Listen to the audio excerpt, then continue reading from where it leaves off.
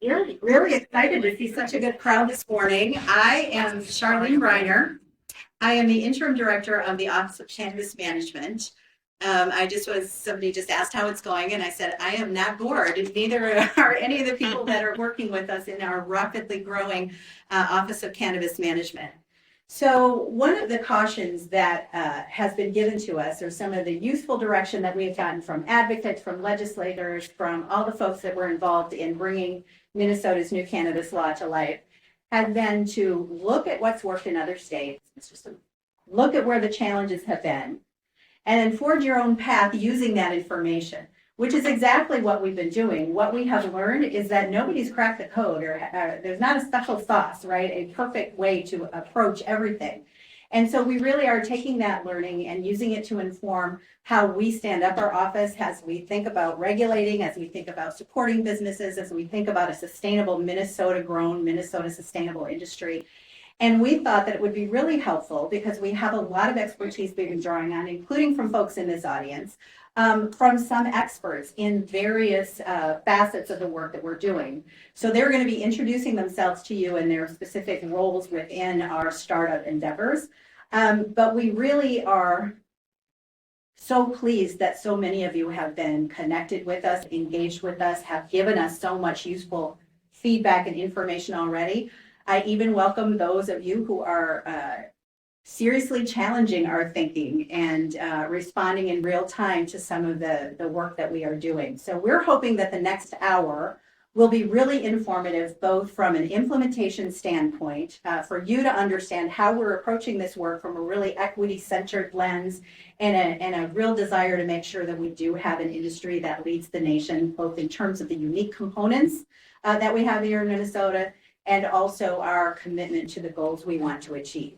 I also want to really thank the panelists who are here, and I especially want to thank Merone Melekin, who is a bright star in our office and is carrying a load unlike few others. Actually, everybody's carrying a heavy load, but Merone puts in a lot of hours, a lot of windshield time, really thinking about how to engage, what the questions are, informing what she hears, or informing us about what she hears so that we can incorporate and synthesize it into how we do this work. So you don't want to hear me talk a lot about how things are going. You'd rather hear from the folks who actually can give you some real answers about some of the specific work we're doing. And so I'm going to turn it over to Merone to kick us off, hoping to have a robust discussion and an engaging conversation. And hopefully you walk out of here with a little more information than you had when you came in. And hopefully it gives you food for thought in terms of the next set of questions you want to ask us for the next time we meet. All right, Merone. All right, thank you, Charlene, and thank you all for engaging and for showing up in this space. I think so I will just introduce myself a little bit. My name is Merone Melekin. I am not originally from the cannabis industry, so I think that it's fair to put that out there right away, but I do come from an organizing background. I do come from community. I also come from state government. Been in state government for quite a long time now, and I've figured out how to navigate a lot of those spaces, but also do so in such a way that you're also informing all of the work because of, I think, the spaces that I come from, whether it's organizing, whether it's community, whether it's justice work. And so when asked to come here, it was both, I think I was excited to lead COVID, but then I was also just like, this is still justice work. This is still, repairing harm. There's a lot of very informed work that we can do in this process, and I think Minnesota wants to do it right. I think we didn't draft the legislation, right? Like our legislators did, our community helped inform that, and I think that was the essence of a lot of the work, and so I just wanted to be a part of that process to help implement it. So a little bit kind of about our agenda. So we just had Charlene introduce some of the work that we're doing, but from here, I'm going to have our panelists just introduce themselves and essentially what is their relationship to the work. Some of us are local, some of us are from out of state. And then after that, I'm going to have CPPC give just a kind of a brief introduction into some of the work that you're doing, that national perspective, as well as some of the ways that you've engaged in Minnesota. Yeah, I'll give it to Erik. Yeah, hi, I'm Erik Taubel. I'm the general counsel for the office. I came here from the Department of Education, and prior to that, the Department of Commerce.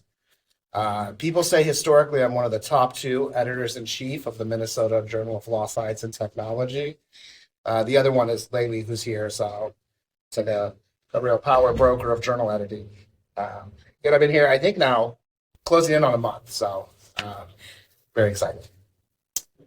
Good afternoon, morning, everybody. My name is Erik Gundersen. So I'm a senior policy advisor or senior advisor to Cannabis Public Policy Consulting.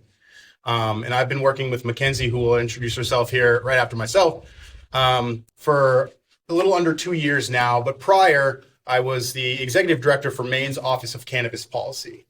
So in 2019, our governor tapped me basically to go through this process on the ground, leading an agency, building an agency, scaling an agency, figuring out all of the forms, systems that go into launching a cannabis program. And I did that for about 4 years, successfully wrote the first set of regulations, launched the industry, and then circled back to find synergies with our longstanding our longstanding medical cannabis program with differing results in that effort. But I was in that position for about 4 years, and then again left to partner with CPBC and help states on all things cannabis. But we've really found a sweet spot, our niche, in helping states implement these new programs. So excited to be working here. I will say, when we first had the conversation about Minnesota and read the 261-page bill, it was a little overwhelming. There's a lot in there. There's a lot to do. But I think in the work that the Office of Cannabis Management is doing and how we're helping, I think at the end of the day, there's real potential to have this cool, quirky, very unique to Minnesota cannabis market. And I think at the end of the day, that's really our goal, is to make sure that comes to life in the most equitable way possible. And it's we're able to have a viable cannabis industry here in the state of Minnesota. So excited to be partnering with Shar and her team. Thrilled to be coming back here and helping in those efforts. Great. Hi, everyone. My name is Mackenzie Slade. I'm the Executive Director of Cannabis Public Policy Consulting. I am an implementation scientist by training. I know that sounds like a really lofty way to say project manager, but in fact, it is a discipline of science. It is the testing, evaluating, and then retesting and reevaluating of policies. And so I did that in the healthcare space for quite some time in opioid regulations, came over to the cannabis space in 2019, where I worked with the state of Maine as a consultant. And I'd like to say that I did such a great job that Erik decided to leave his job to join me. And we took a national approach in 2020. We have worked with over 20 governments on the topics of cannabis policy. To just get this out there, we only work with governments. We do not work with applicants. We do not work with anyone who is touching the plant, as we like to say. We work with some ancillary technologies, but we are first and foremost public health entity. We do not take a stance on legalization. We are just very much, if you're going to do it, we want to make sure you're doing it in the best evidence possible. So everything that we bring to you is evidence-based. And we're really, really excited to be in Minnesota. I think the number one thing that I'm most excited for as it relates to this program is to see the dynamics play out in research as it relates to consumption and the economies of cannabis versus the low potency hemp program.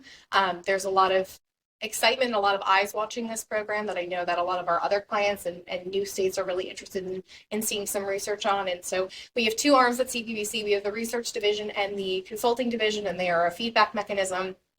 So we do have some directors of research that work in the both healthcare space, looking at cognition and impairment of cannabis, as well as the more economic side.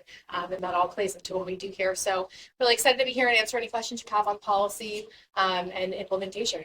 We've stood up 5 programs so far, which is exciting to bring that expertise with us. First, can everybody hear in the back? Is there a mic or something?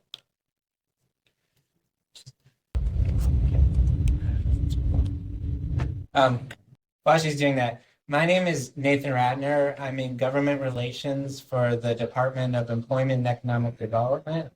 And the Office of Cannabis Management invited me here to present with them today because we are overseeing 3 what I think of as critical grant programs to achieving the ends that I think Charlene spoke eloquently to about having the most equity industry possible, equity oriented.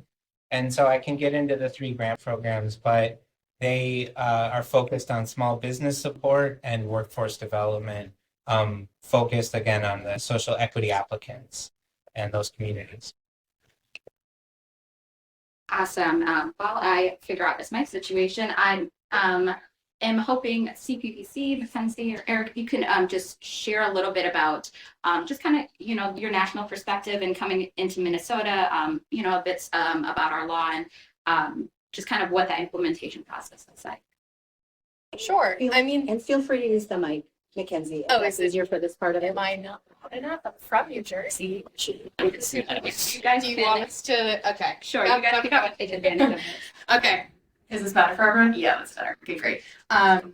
So, I mean, I think we can just start by saying if you look around at the state of cannabis across the country, it's not exactly the hopeful picture that it once was during the quote unquote green rush. And I think that's an important distinction that we can probably start with because I know Minnesota is coming in at a much later position than other states. And there's a lot of lessons to be learned from those states that I do believe that OCM has taken really great positions on to try and create mechanisms to make sure that there is as much sustainability as possible within the industry in the long term.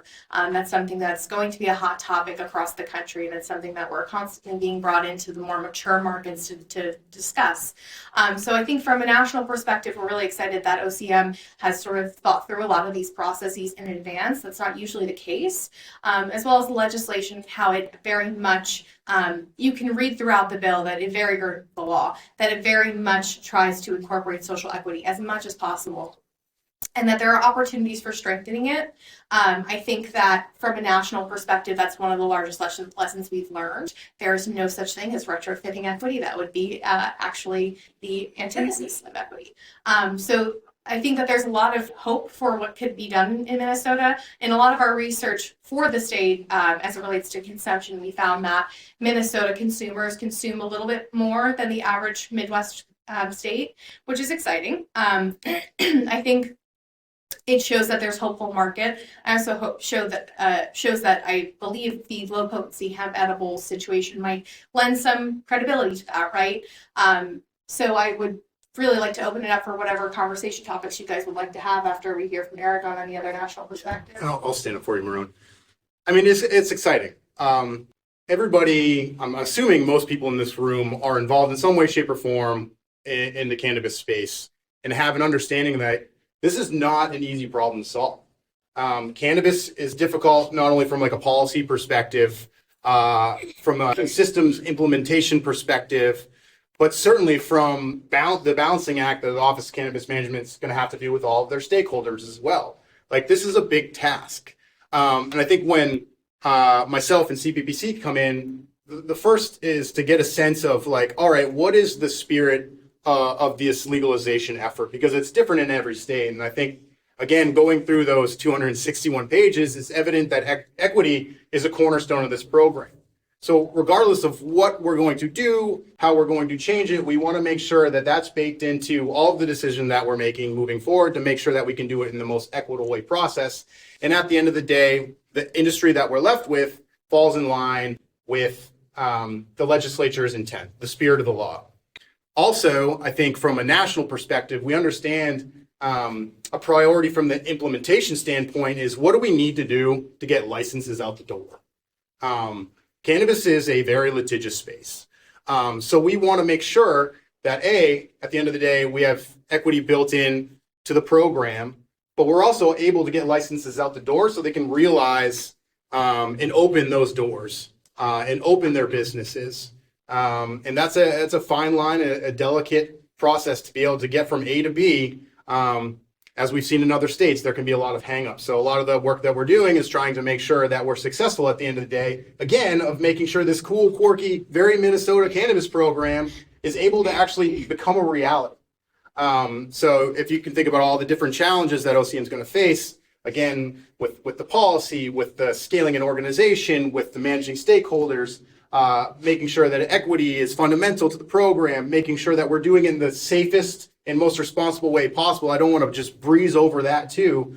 because this is still a crazy social experiment. But we want to make sure, I mean, the idea of a successful market, there's a lot of things that make it a successful market, but bringing in a new regulated, tested, tracked cannabis program that has better health outcomes is a marker of success. And that's certainly something that we're going to be watching as we implement the program to make sure that we're successful. So I'm a little nerdy when it comes to this. I love policy. I love cannabis policy. I love the space, and I love working with stakeholders. It's a big lift, but this is also a very exciting time. And I think OCM is doing the right thing and engaging groups like this very early on, so they're informed and can hear from people as they make these important decisions to move forward. Again, to make this a reality. So with that, I can stop talking and yep.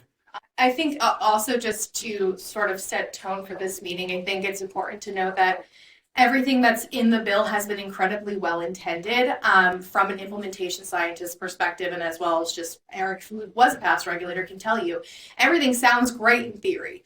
I think that's really important for a lot of the questions you're probably going to pose today, because at face value, all of these things that might have, you know, some contentious debate around them sound really great in theory, and they look great written down in policy. When it comes to actually implementing a lot of the law, and Erik spoke to this as relates to litigation and looking for areas to mitigate risk, it's significantly more complicated than what's being written. Interpretation of law and being able to actually carry it out, to be enforceable, to be something that is cost effective. It is far more complicated than I think often that is contemplated when considering policy. And I think that OCM has done an excellent job of also considering a lot of those realities and trying to make this practically implementable, if you will. And so I think that's probably a good tone setter for a lot of the discussion we'll be having today. Yeah, no, thank you guys. And I think that is like a very good segue into some of the questions that you guys asked. I first want to just thank you guys for submitting. There are a number of questions. We tried to categorize them and combine them so that our panelists can be able to address them and give examples and such. But I'm going to go right back to Mackenzie and Erik.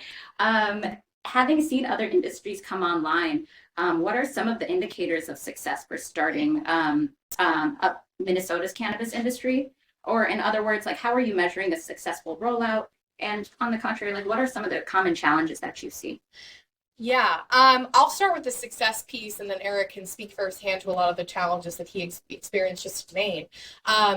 For this markers of success, as for our research division, we really try to narrow in on this, right? Because there's so many objectives with legalization, right? It's a criminal justice effort. It's also a social equity effort. It's also standing up an economy and sustainability and environmental goals. And there's a lot that goes into legalization, and it's different for every state. You can tell that the flavor of Minnesota is very much embedded within the statute of having social equity, being really having that integrity.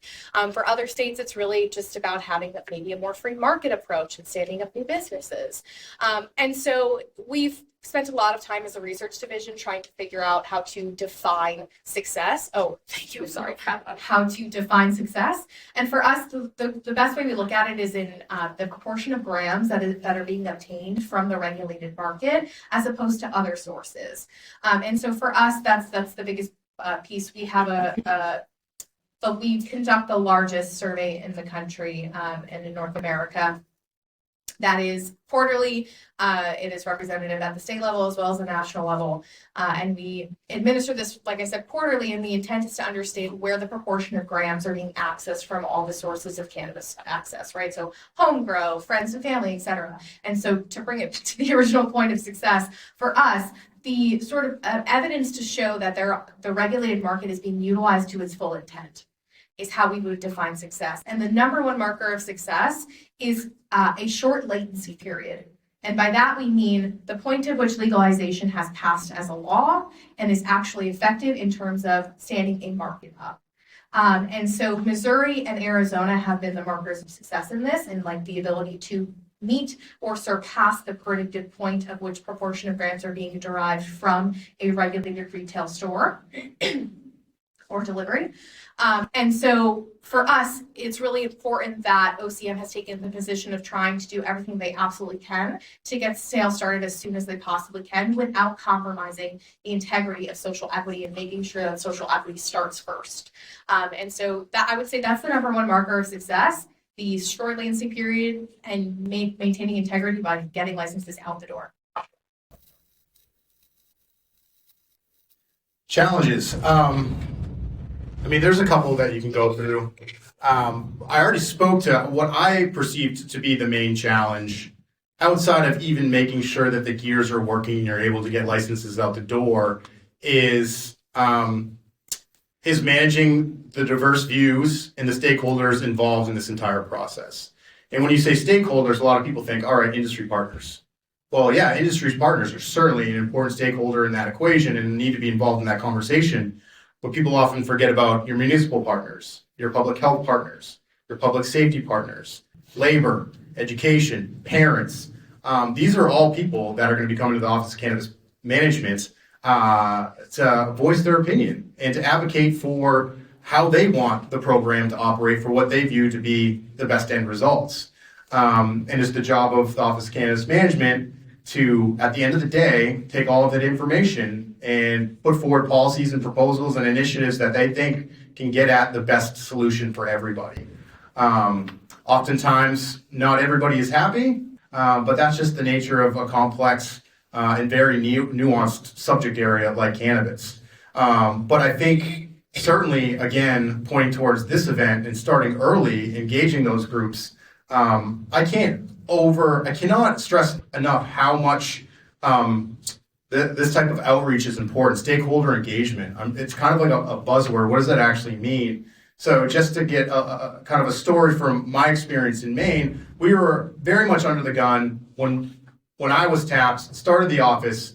Our real only objective was to get rules drafted, get them to the legislature, so they could approve them, basically give them the sign-offs so we could start the work of launching the program. And we were under an incredibly tight timeline, so we weren't able to incorporate as much stakeholder outreach as I would have liked, or even understanding how important it was at that point. Fast forward to year 4, by the time I had left, I think we had 8 different stakeholder engagement projects running on parallel tracks with all those different stakeholder groups. And certainly would have been beneficial to have addressed or started those programs earlier to make sure that we were well informed and everybody was informed about how it was going to play out and we got the results that we're looking for. Some of the more nitty-gritty challenges are wrapped up in systems, tracking, making sure that that the office has the right data, all the stakeholders have the right data to make those data-informed decisions. So we're not just talking in abstract.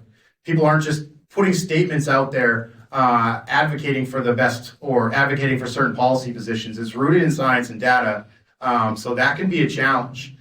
There are certainly things that an agency can do from a track and trace system, from doing surveys, from their licensing system, where you have data that you're able to do a high-level analysis and get some answers to certain questions.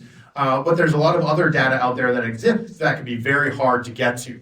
Data that exists in the public safety space, in education, in labor. So certainly making sure that that's an effort to get that data, to bring it in, to be able to answer some of these more complex questions is certainly a challenge, but an endeavor worth taking.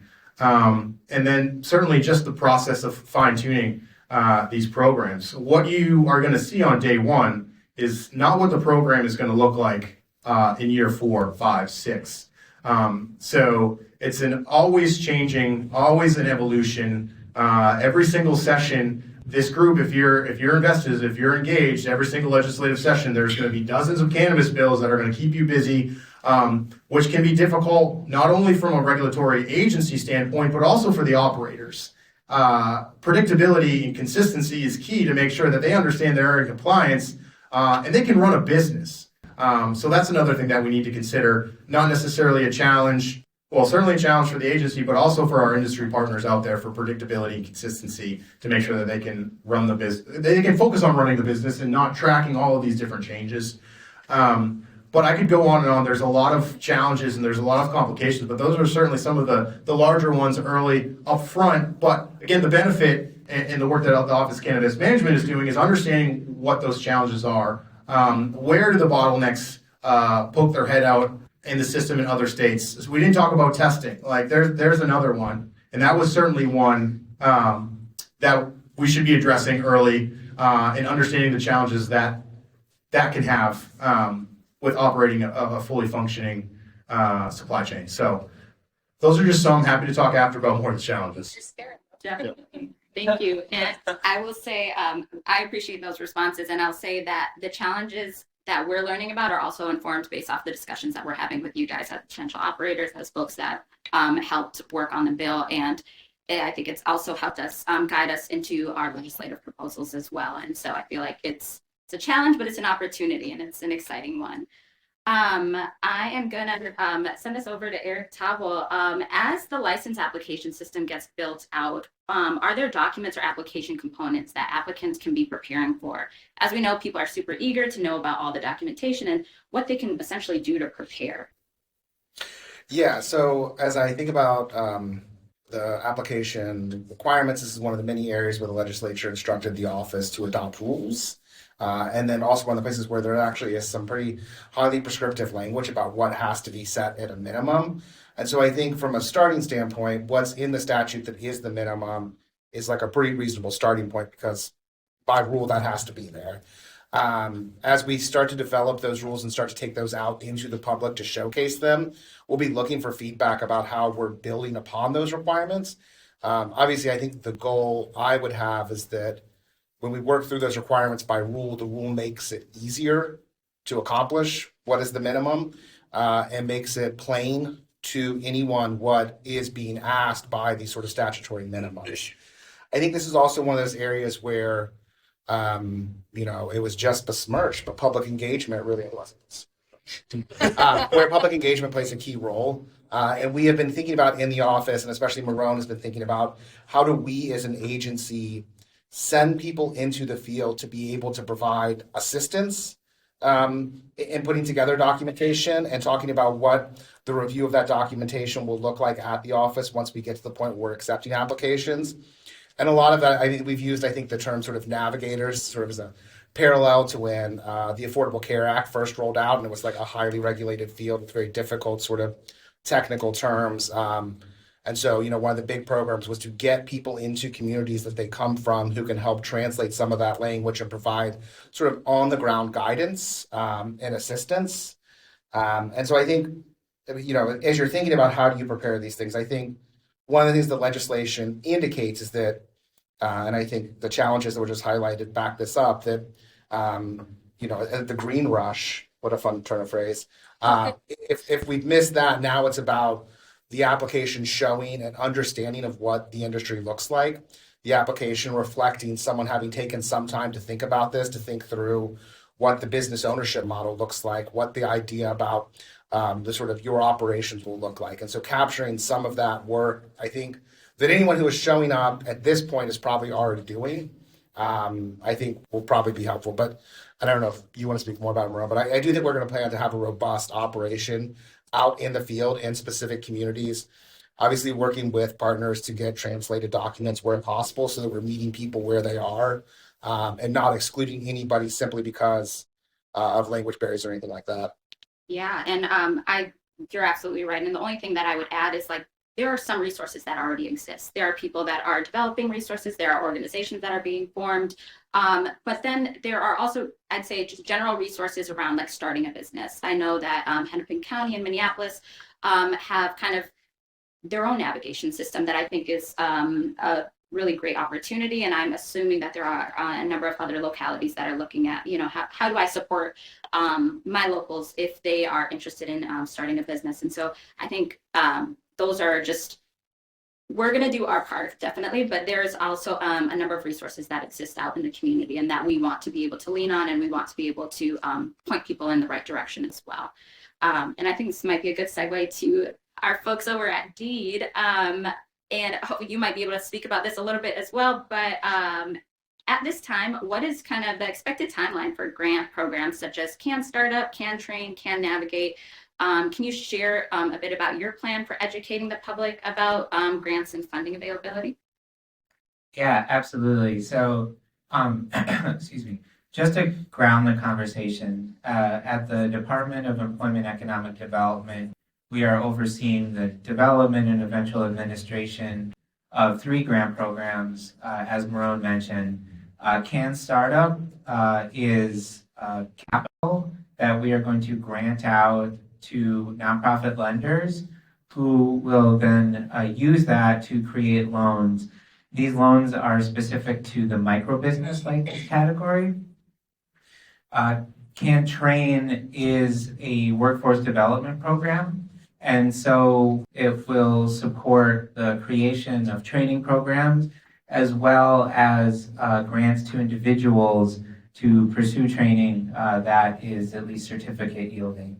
The third is called Can Navigate, and this is a business technical assistance program. And so we will grant out funds to technical assistance providers. There is a 4th grant that is contained within the legislation called Can Grow. And our friends of the Department of Agriculture are the ones overseeing the development and eventual administration of that, though that will eventually end up at the Office of Cannabis Management. That is obviously under their purview, but that we are coordinating closely with them. And that grant is like a combination loan and technical assistance grant focused on the cultivation sector of the industry. In terms of our development process, we have reviewed our internal processes, and we have landed on the next phase being one of substantial community engagement. And so within the next month or a little longer, we will release a public request for information. And this will cover questions relating to all 4 of the grant programs that I mentioned. And we're going to work with the Office of Cannabis Management, in particular Merone, to make sure that this goes out to all of the industry advocates and experts that we have in this room and more. And the goal of this is for the folks who ideally will benefit from these grant programs to inform what they need to focus on. So, for example, Can Navigate, the legislature has appropriated $2 million over this biennium, so $1 million this year, $1 million next year. So that's not a lot of funds to cover such a diverse and complex industry.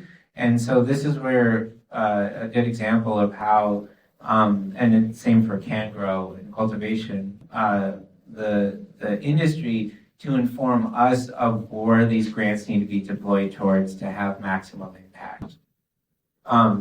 So in terms of the larger timeline from when are we going to release the request for proposals and get the money out the door, we are aiming and tracking towards the second half of 2024.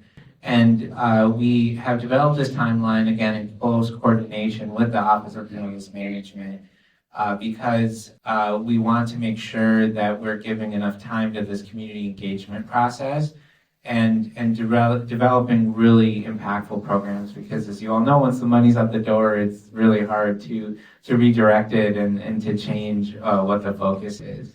So just to acknowledge, we will not have these grant programs out there in time for the licenses that may be issued this summer, but that we will be, hopefully all these programs will be up and running well before the time that the sort of larger license application process opens.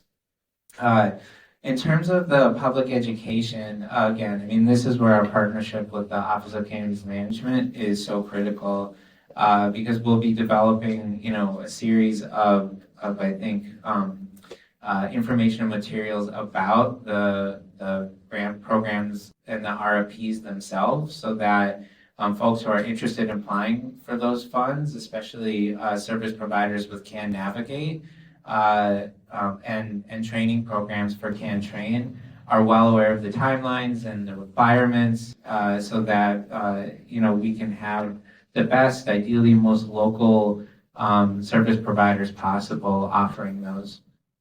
And in terms of like when the awardees are chosen and the programs that they have operating, again, it'll be the same, and then we'll partner with them and leaders in this room to make sure that everyone is aware of these resources that the state and the taxpayers are providing. Lastly, I would just add in terms of the business development piece, we recognize that cannabis is a really unique industry with a lot of pieces that require education for business owners' perspective. Are they currently operating in the hemp market? But that in a lot of ways, they are still businesses. And so we have a robust set of business development resources for first-time entrepreneurs and those who have more experience also, both on our website. And we have technical assistance providers just for the sort of larger business community also. So those will all be accessible really right now to help with the business development pieces. Small follow-up. That's fine. Super specific. Yeah. The universe of like industry stakeholders, just by virtue of having gone through the legislative session, is fairly well defined. But what about that universe of who those nonprofit lenders and then the training institutions are? Because I don't know who those are, where to identify them from. Is that something that's being, what that universe is, so we can get them prepared and engaged earlier? Yeah, that's an excellent question. And in fact, that is precisely why we're doing this engagement effort, is to circulate it out there and to identify, again, where the focus is for the grants, which will, I think, help us understand what types of service providers will be most impactful. And so I think some of this is that we'll learn, I should just say in a direct way, no nonprofit, both lender or service provider has been identified. That will all be defined through the grant application process and then the review process of those applications. I will say, just to in full disclosure, as I'm sure you all know, the lending space in this industry is complex. And so partnerships with nonprofit lenders, we work all the time with nonprofit lenders, again, to deploy capital towards emerging entrepreneurs. We have a number of programs. And so we have strong partnerships with them. And we're going to work with them to determine, again, how can we most impactfully deploy these lending dollars, while at the same time, allaying their concerns around the risk profile from a federal perspective of lending in the cannabis space. Does that answer your question? Awesome. So I wanted to just go to our next question, which is it's really catered towards you. It's about our undocumented folks that live within the state. Can you share essentially OCM's plan or the state's plan around educating non-citizens about how to engage with the new cannabis law? Yeah, so cognizant that time is running out and people have interest in additional things, and cognizant that as an attorney, I get very nervous about talking about areas of law in which I do not practice. So, general disclaimer, I'm not an immigration attorney, nor have I ever been one. None of this constitutes legal advice. I'm not your attorney. You are not my client. This is one of those spaces, though, where the federal prohibition really hits. And the fact is that the federal prohibition has severe and real consequences for non-citizens potentially entering into this market. I think this is one of those spaces where Merone and her team of public engagement experts are really going to be present to talk about those things in the sort of best way we can without, card back to make sure without we're not giving legal advice, we're not engaging in sort of that. But I think this is one just where it's like, it's a thing we're aware of, it's a thing we're raising up, it's a thing we're thinking about. But it is just the sort of core reality of the federal prohibition interacting with state law, and the particulars of immigration law make it very difficult. And I think, that's probably. I think that's the best way. We get asked the question a lot within community, whether we're, and this is amongst a lot of communities. And I think we usually redirect to different partners that are actively doing some work, whether it's legal aid work, whether it is some of the folks from respective communities that are being that voice in our, that are really elevating it.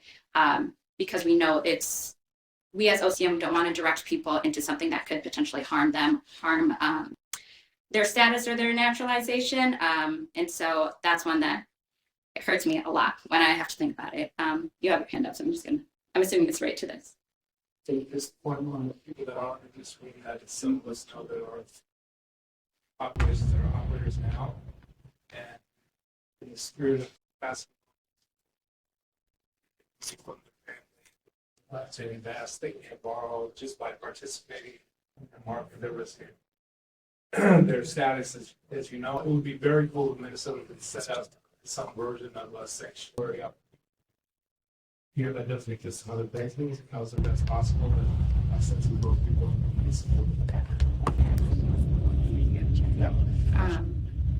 So we are short on time, so I'm going to try to jump through these last few questions. So there are a lot of questions about the medical cannabis program. This question is specifically about product testing and potency and purity.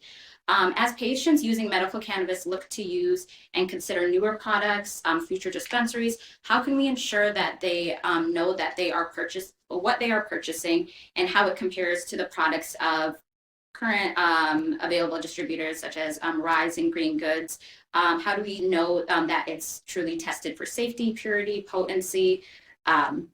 I will maybe start with you, Erik, and then. Yeah, so I will say one of the most interesting aspects in the early days of my time at OCM, and I mean interesting not in the Minnesota way, but like actually it's interesting, is sort of lab and testing capacity being a real issue. And so we are thinking of part of the reason I think we have engaged CPPC as thought partners is like, how do we address that? How do we ensure that we have sufficient labs, that we have sufficient laboratory protocols in our rules to ensure, consistent uniform testing across the marketplace so that when consumers enter into medical or adult use places, they can rely on what's being advertised as the potency or the actual amount of THC in any product. I think at this point, I don't know that we have answers so much as like thoughts, wonderings, and like trying to figure out how we, again, build out that capacity so that we don't end up in a place where we have our lab capacity doesn't match the canopy. So I think that's where we're at. Yeah, I can add a little bit to that because this is one of the main things that we worked on and made understanding the earlier states. This is where the main bottleneck in the system came from, the lab capacity. So we spent a lot of time and paid a lot of attention to make sure that when we did launch the system, we had testing in place because not only is it important from a public health perspective, but also from like a consumer protections perspective, understanding what's in that product and what's not in that product.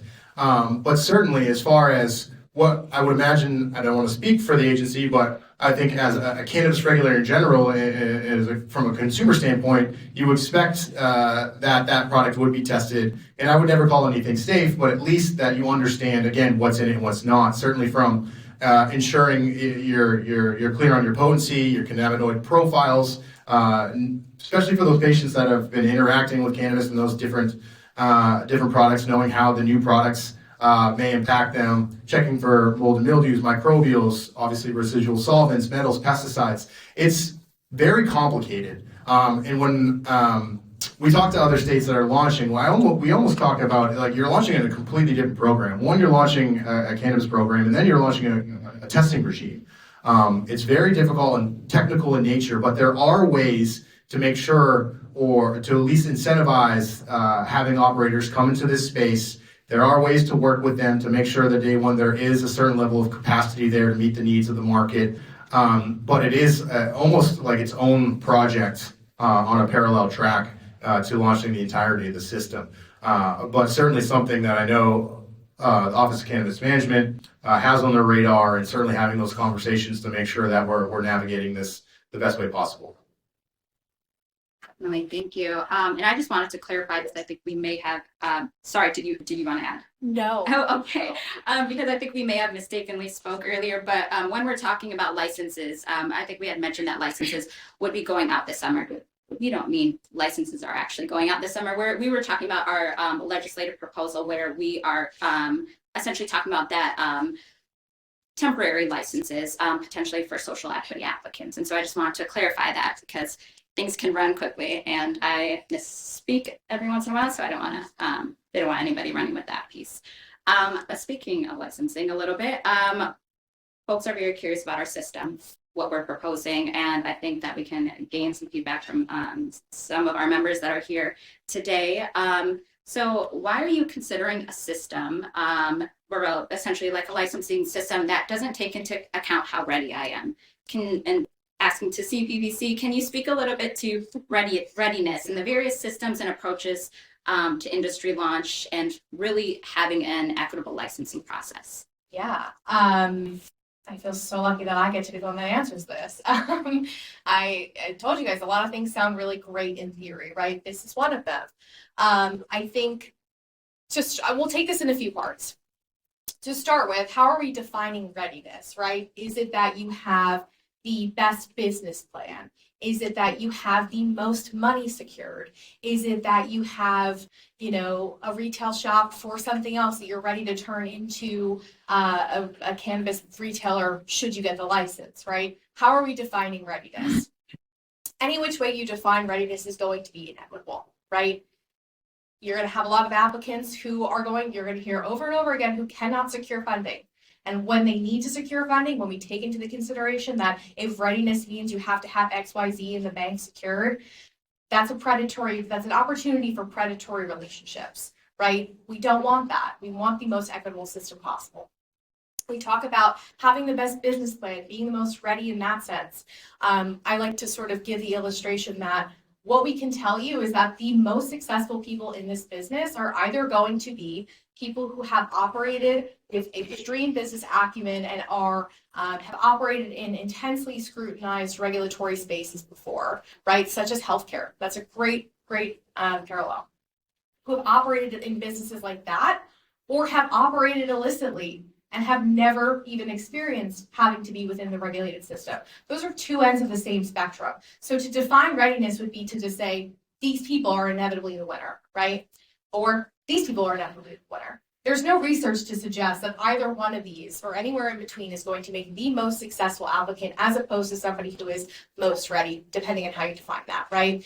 And so I think that's just a really important piece of this because I know that that's a really hot button issue that people maybe feel more deserved or more like they are ready and therefore they should be given an advantage. But that really does defeat the entire purpose of equity. And that is so embedded in the intent of this legislation that it would be absolutely inappropriate to really think that readiness can be defined in any way that would advance the population this was supposed to advance. So that's what I'll say. I know that there's probably questions. Can I add one thing? Please. They don't give me a microphone because they're afraid that I'm going to pop up.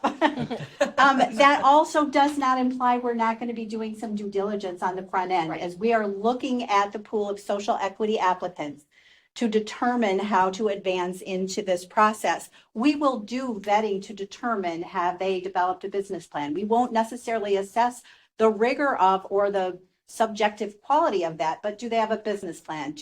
Have they really investigated how complex it is to enter this space? So there is an element of vetting that we will do as part of this verification process for social equity status that will not unduly create barriers to entrance. But I don't want anybody to assume that we also do not have a vested interest in making sure that we have a pool of applicants who are positioned to be successful in this market in multiple different configurations. So I just feel the need. No, that's an excellent point. And now I have to sit down again because I get the hairy eyeball from my team. Well, and I think that it's important to know that that system that charges proposed and what is being proposed by OCM is a system that works. It has been demonstrated to effectively mitigate a lot of the risk of injunction. I can't say it's mitigated the risk of litigation, but it has certainly mitigated the risk of injunction on a licensing system. And I think that's a really important point because, like we said earlier, you have to get these licenses out the door to be successful, and you have to do it in a manner that doesn't make anybody sort of hemorrhage out money while they wait for this industry to be stood up so that they can have their turn. And that's really important. So I know that there are questions. We can go to you, and then we have one more question after that, so I don't want to. Going back to a testing question and also into predatory actions and actors.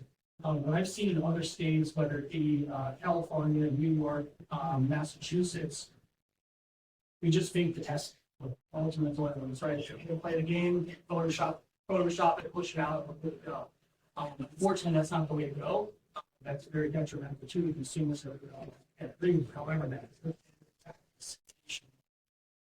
is a very unique position where we have this low dose program that can establish those testing protocols and parameters prior to the rollout of the adult use market. What we've seen in other states is social equity applicants being taken advantage of by not having funding available to stand up their own facilities. They go in a white label or a co-packer. That white label or co-packer ends up fraudulently adopting and doing these lab tests, which then makes that social equity applicant or license holder liable for those actions and destroys their entire business, right? So as policymakers, are we looking at utilizing that purpose market to control the testing parameters so it doesn't fall back onto the social media applicants and destroying these businesses? The social term for hard to stand up. Yeah, it's a great question.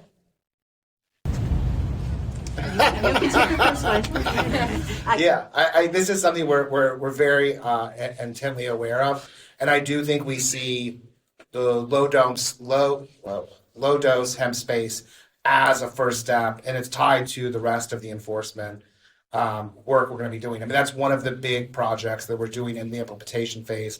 It's figuring out what it looks like to have a well-regulated market, to have the ability to get to, I mean, because I think right now there's something like 3,000 low-dose hemp registrants. I think it's close to 3,800. Yeah.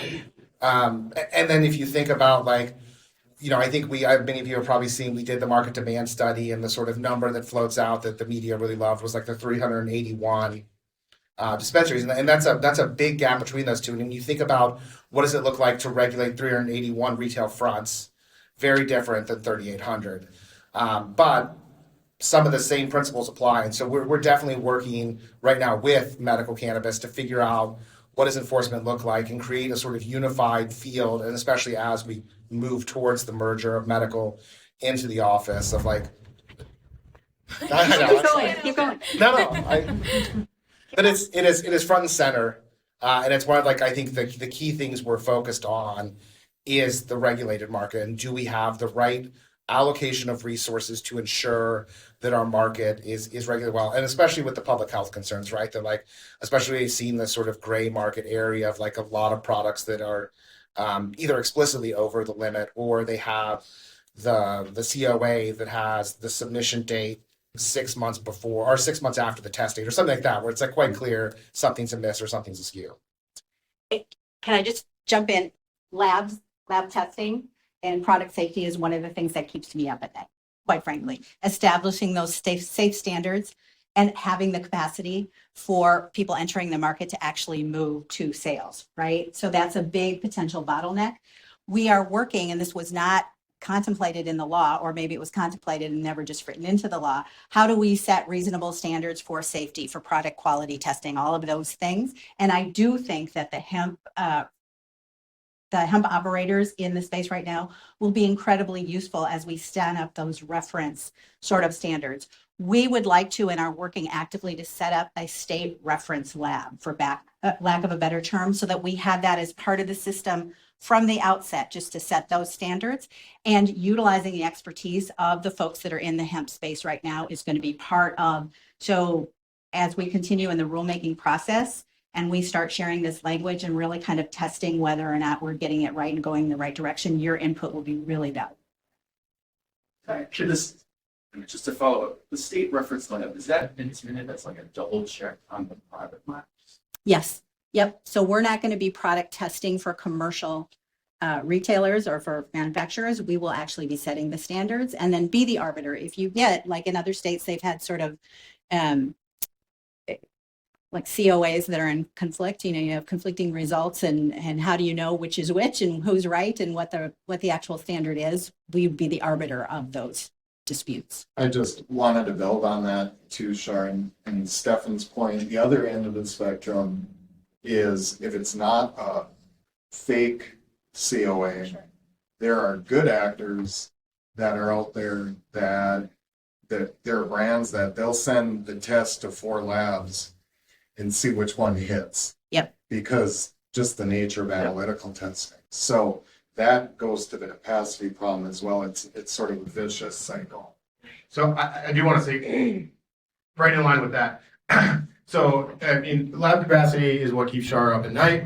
After we have capacity, it's the integrity of the testing regime itself, which will keep her up at night. You're certainly right about all of the issues that we see in testing in every other states, lab shopping, fraudulent COAs, inflated potency, and quite frankly, it's worse than most people realize. However, states are starting to adapt and catch up with different tools that they have access to and different approaches with bringing in the right skill sets with technical backgrounds that can start helping address that and bring some integrity to that system. And that's certainly something that I'm sure this office is going to be working on to make sure even from day one, not only do we have the capacity, but have the integrity in the system because it is an issue pretty much everywhere. Yeah. Question. Yeah. If a municipality is interested in opening a dispensary, will the same applications be vetted similar to private business? And then also will Deed have any programming? Yeah, I can't speak to deed, but the first part of just like, I think the way the sort of portion about cannabis stores owned by municipals is written is that they would just be treated as a regular applicant for a retail license and then be subject to all the other requirements. Would it have to be separate than a municipal liquor store? 2 separate buildings? Yeah, I believe so. Yeah. You'd be actually the only municipality in the nation who's done that. Just matter. Yeah, no, super. And I would also add that there have certainly been cities and counties that have expressed interest in running municipal operations. We also share with them that this is very different than running a municipal liquor store, right? And so it is not necessarily an equivalent operation to enter into, and that the complexity of it doesn't always lend itself in a way that they would perhaps anticipate without thinking through. And just a comment on the grant side of the question. None of our grants will go directly to businesses. The lending grant will again go to nonprofit lenders who will make their own decisions, which we have no influence into about what businesses benefit from those. We're going to take you, and you're going to be the last question because I know we're already over time and folks might have faces to go. Yep, happy. On the municipal side, one I think we all want cities to do well, but just something to consider. Many cities were incredibly aggressive on the war against drugs, and there was a vast scale, but I've seen a list of 30 plus cities, and I would be interested to see the data in many of those cities about where they stood up punitive law enforcement in this issue.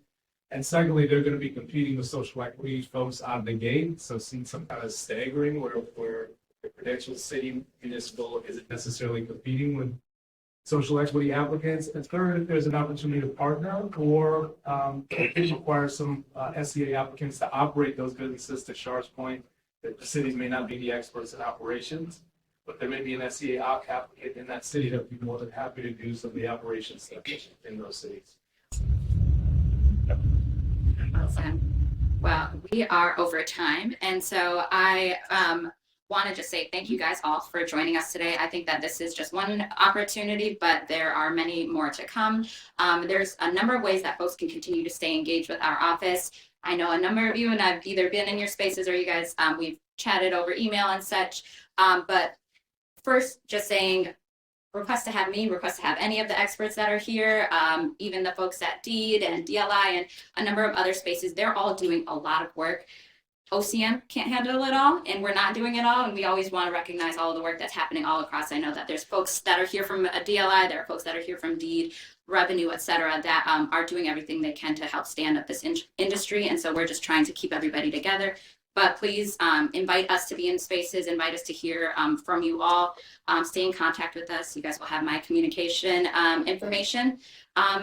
We also have been doing rulemaking surveys. I think we're on our 7th one right now, and I believe it's about medical cannabis and the Minnesota Patient Registry Program. And so continue to be able to inform on what's going in there. I want to say we've received a lot of feedback already on all of our surveys, and I think it's been extremely informative in how we draft rules and how we just continue to engage in these conversations. Later on this year, I anticipate that we are going to be out in community a lot more, being able to, socialize those rules and taking your part in sharing it. But we're going to be out and sharing the different language around the rules and being able to get feedback from folks on, how they see it, ways that we can improve, things that maybe we didn't get right. And I think those are my main pieces, but continue to engage, continue to be in these spaces. We are always welcome to come into different spaces and to be out in the community. And I look forward to connecting with you guys soon. Thanks, everybody.